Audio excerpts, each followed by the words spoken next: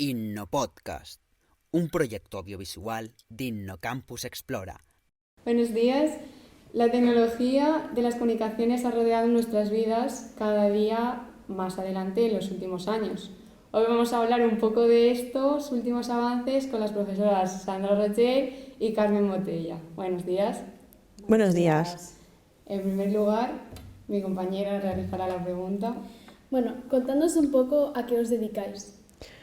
Bueno, pues las dos somos profesoras e investigadoras en el Departamento de Informática, aquí en la Escuela Técnica Superior de Ingeniería de la Universidad de Valencia.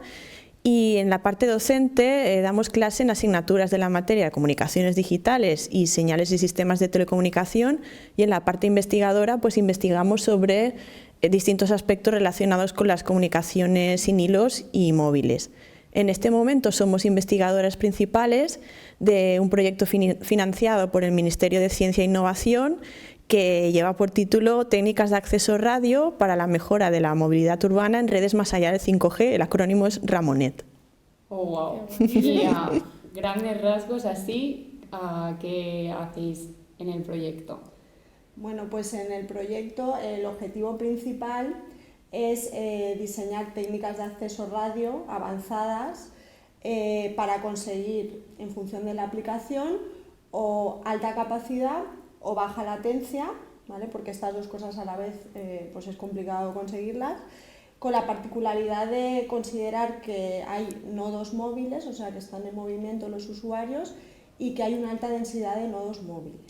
¿Y qué es eso de comunicador de alta capacidad y de baja latencia? Vale, pues a ver, una comunicación de alta capacidad,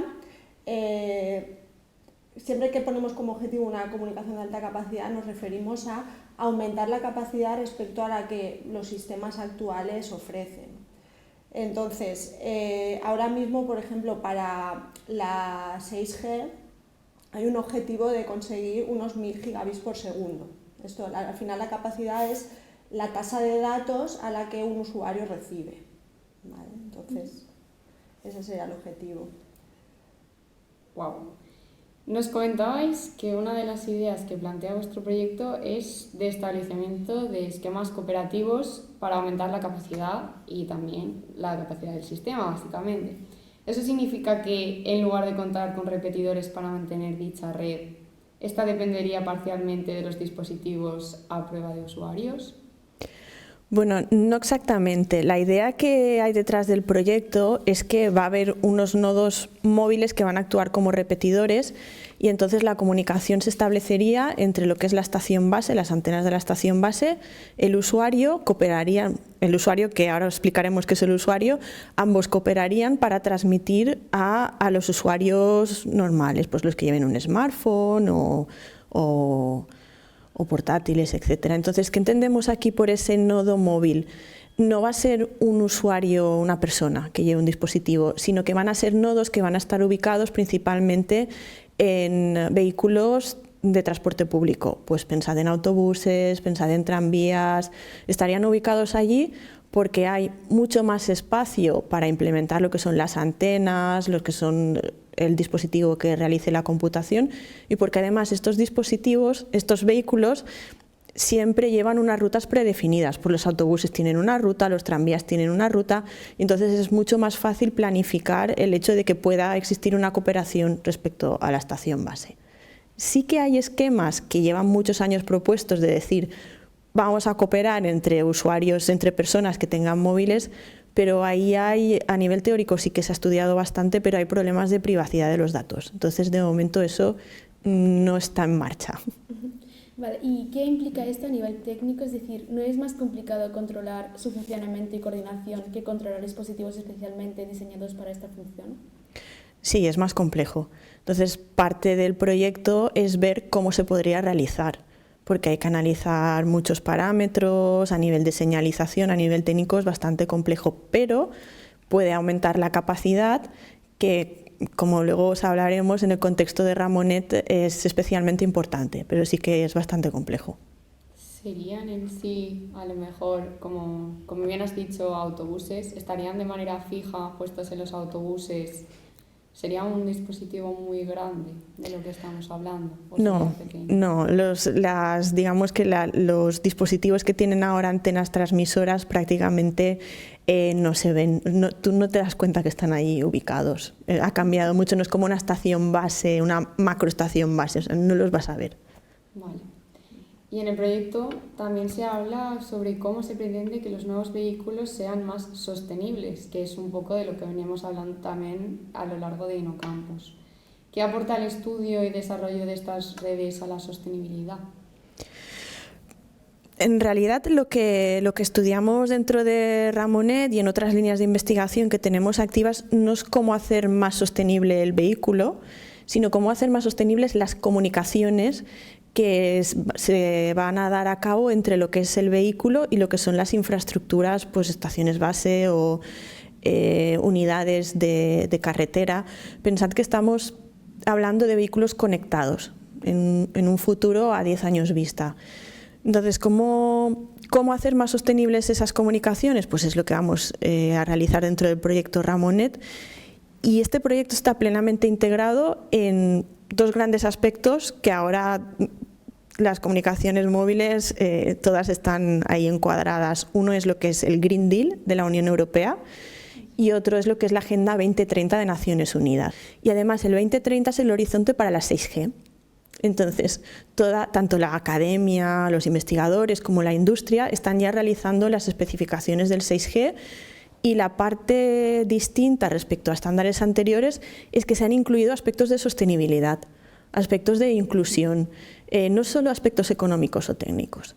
Entonces, ¿qué ocurre con Ramonet? Pues Ramonet, todo el entorno alrededor, o sea, el contexto de Ramonet es un entorno urbano, de una ciudad inteligente, de una ciudad sostenible, y entonces ahí vamos a tener una red muy densa de puntos de acceso, de dispositivos de Internet de las cosas, donde todo va a interactuar para conseguir resolver el problema de una megaciudad muy poblada, donde haya que conseguir infraestructuras sostenibles y seguras para los usuarios. Entonces, la idea de sostenibilidad de nuestros vehículos está relacionado con más la infraestructura, a nivel de energía, a nivel de señalización, más que en decir vamos a hacer vehículos sostenibles pues que puedan utilizar energías alternativas. Está bien. Y una cosa, ¿qué impacto medioambiental puede tener estas mejoras? Es decir, en el ámbito de las comunicaciones, es decir, como que, ¿qué cambio hacen en nuestro entorno? Aparte de lo que ya habéis dicho. Bueno, eso es lo que tenemos un artículo sobre ese tema que lo estamos cuantificando, pero no está publicado, estamos en ello y ahí tenemos algunas líneas, pues por ejemplo, intentar aprovechar la inteligencia artificial y el Big Data, ¿no? Pues ahora se van a captar muchísimos datos, se va a monitorizar el estado del tráfico, el estado de las carreteras, la polución, el sonido en las ciudades, el ruido, todo esto, pues la idea es utilizar las redes de forma más inteligente y utilizar toda esta cantidad de datos para pues, hacerlo todo más sostenible, ¿no? Pues para reducir los consumos, utilizar mejor las carreteras, no sé, esas serían algunas líneas. Teníamos también otras tecnologías, la del Big Data es una. Reducir las emisiones, cero energía, todo alineado con el Green Deal. Y luego teníamos soluciones avanzadas de procesado de señal. No tenemos aquí los datos, pero en ese artículo que esperamos que se publique, tenemos algunos números de en cuánto reduce cada una de estas líneas las emisiones de CO2 o el gasto de la energía. Sí, porque al final si se puede controlar de manera más inteligente pues el tráfico, ¿no? O pues al final eso se traduce en emisiones, en no tener tantos vehículos simultáneamente por la misma ruta, contaminando esa misma zona. Claro, sería una evolución de lo que estamos viendo ahora diariamente, verlo totalmente distinto a lo que vemos ahora, tanto en comunicaciones como en tráfico, como en todo, ¿no? Intentar que todo, pues eso, se tomen decisiones más inteligentes, aprovechando los datos que tenemos. Vale, y entonces, siguiendo más o menos con este tema, ¿cuáles son los problemas asociados a la estimación de canal y seguimiento de haz en redes del tipo 5G para hacer esa evolución que queremos hacer ahora al 6G? Sí, bueno, al final para conseguir diseñar el 6G o llegar a todos estos objetivos a gran escala que hemos dicho, pues al final hay que empezar desde problemas concretos, ¿no? Entonces, un problema concreto que nosotros tenemos como objetivo en nuestro proyecto es el de la estimación de canal en sistemas con múltiples antenas. Entonces, este problema, realmente, estimación de canal en sistemas con múltiples antenas, es un problema ya clásico, ¿vale? Que se ha venido resolviendo desde el procesado de señal pues ya desde hace décadas. Entonces, la principal novedad de los sistemas 5G y posteriores es que se ha aumentado las bandas de frecuencia, ¿vale? Desde el 5G se ha comenzado también a transmitir en la banda de ondas milimétricas. Entonces, eso ha cambiado las características del canal. Y entonces eso ha obligado a los investigadores a ponernos a rediseñar eso que era algo conocido y muy trabajado, la estimación de canal, pero para estas altas frecuencias. Entonces eso es algo que tiene mucho peso en nuestro proyecto Ramonet. Como objetivo queremos conseguir algoritmos que sean de baja complejidad, ¿vale? Bajo coste, baja cantidad de señalización, porque todo eso al final tiene un impacto en energía, ¿vale? En consumo energético, y tenemos como dos líneas de ataque a este problema. La primera es diseñar algoritmos en lo que nosotros llamamos el dominio espacial transformado, ¿vale? Está por ahí la transformada de Fourier, Sí. sonará de la carrera, ¿vale? Transformadas de Fourier, muchas matemáticas detrás, ¿vale? Esa es una de las líneas que ya hemos estado trabajando en ella, ya tenemos resultados bastante prometedores. Y la otra, que todavía estamos iniciando, es combinar la inteligencia artificial con este problema, es decir, intentar resolver el problema de estimación de canal con aprendizaje profundo, ¿vale? Entonces tendríamos como una línea más clásica, que es con las matemáticas, Fourier, etcétera, y la otra pues con inteligencia artificial. Has dicho aprendizaje Profundo. ¿A qué te refieres con esto? Pues a deep learning, a redes neuronales profundas que usan muchísimas cantidades de datos para entrenamiento, ¿vale? Es un poco como lo más potente que hay hoy en día para resolver con aprendizaje automático. Bueno, a día de hoy hemos adoptado con frecuencia términos como el de Internet de las cosas. Carmen, Sandra, ¿nos podéis definir qué es concretamente? Bueno, pues el Internet de las cosas o IoT, que serían las siglas, al final se basa en crear una red de dispositivos conectados a Internet, pero no dispositivos solo nuestros móviles o nuestras tablets, etcétera, sino objetos cotidianos, o sea, lo que se nos pueda pasar por la cabeza, pues tenerlo conectado a Internet y con ello conseguir tener un entorno más inteligente a nuestro alrededor. Entonces, pues esto al final está teniendo impacto en muchísimas áreas. Una es, bueno, se habla del concepto Car IoT, donde el coche al final también es un objeto, ¿no? Conectado a Internet, y a su vez dentro tiene como muchos objetos conjuntos en la misma red. En industria también, o sea, las aplicaciones de Industria 4.0 al final van a tener que basarse en estas redes de Internet de las cosas. Eso se suele llamar IoT, o sea, poniendo una I al principio de IoT industrial, ¿no? Sería otra de las aplicaciones. Y bueno, eso, no sé si quieres añadir. Tenías el ejemplo del paraguas, no sé si lo querías comentar. Bueno, no, que esto me pareció curioso pues en 2012, que estuve visitando una empresa en Suecia y ahí pues estaban como impulsando un montón todo lo del IoT y nos enseñaron una cosa que me pareció bastante útil, que era un paraguas, ¿no? Que estaba conectado a Internet, era un elemento de la red IoT. Y entonces lo tenías en la puerta de tu casa y el paraguas consultaba la previsión del tiempo y cuando ibas a salir por la puerta te avisaba y te decía, cógeme que hoy El va a paraguas. Entonces eso yo lo vi muy útil porque yo me olvido mucho el paraguas, porque aquí en Valencia como no estamos acostumbrados a las lluvias, aunque bueno, ahora últimamente estamos teniendo más de lo normal, pero esa sería pues una aplicación, ¿no? El paraguas que fuera inteligente, algo tan básico, ¿no? Como un paraguas. Sí, algo que no te imaginabas, Sí, básicamente. tenerlo conectado. Qué guay. Uno de los retos de la propia IoT es combinar a la vez alta capacidad, como bien hemos comentando, y bajo coste, algo que cuesta mucho de conseguir en estos proyectos. Entonces, esto puede ser relevante en redes asociadas con uso de seguimiento de pacientes, por ejemplo, diabetes.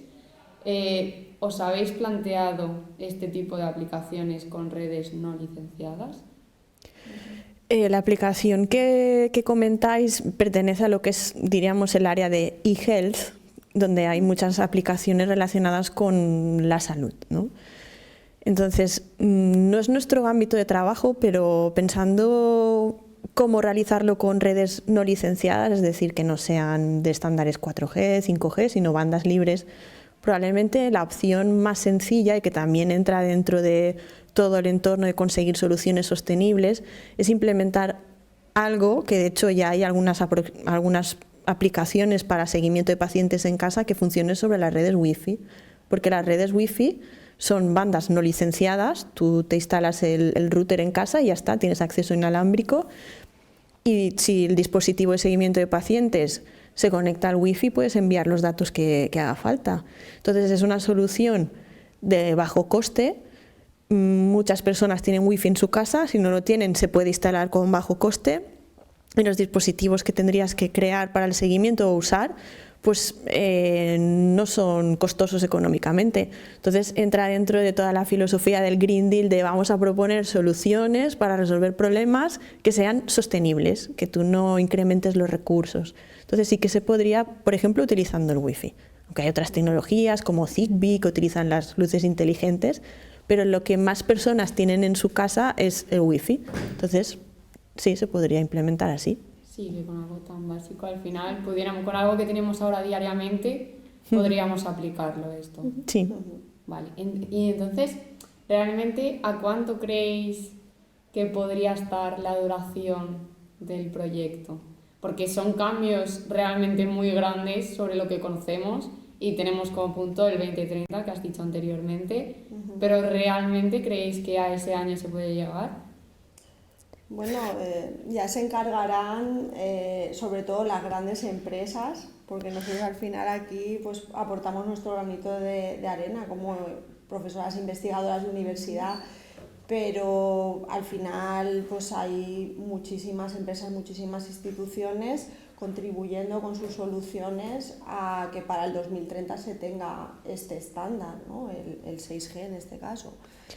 Y bueno, no sé, yo quiero ser optimista y pensar que sí, ¿no? No sé.